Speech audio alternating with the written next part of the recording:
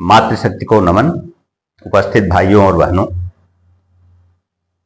हितोपदेश इस श्रृंखला के अंतर्गत आज रसो वै सः इस विषय पर मैं अपने विचार व्यक्त कर रहा हूं। रसो वै सः का मतलब है कि रस ही वह तत्व है, अर्थात जब हम उस तत्व को जानते हैं, अर्थात परमात्मा को जानने का प्रयास करते हैं, तो हमें रस में सराबोर होना पड़ता है।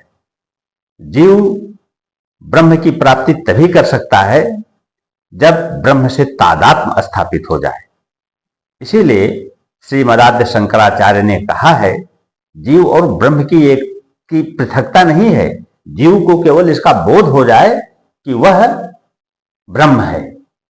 इसका एक बहुत अच्छा उदाहरण उन्होंने दिया है।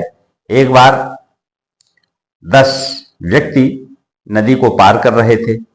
पार करने के बाद जब वो आपस में गणना करते थे तो 9 ही आता था। तो 10 आदमियों ने अपनी अपनी गणना की, लेकिन वह जो गिनने वाला होता था अपने को नहीं जान पाता था, अपने को नहीं गिन पाता था। किसी व्यक्ति ने देखा कि ये 10 लोग बहुत परेशान हैं, क्या बात है। वह आकर के पूछा, क्यों आप लोग परेशान हैं?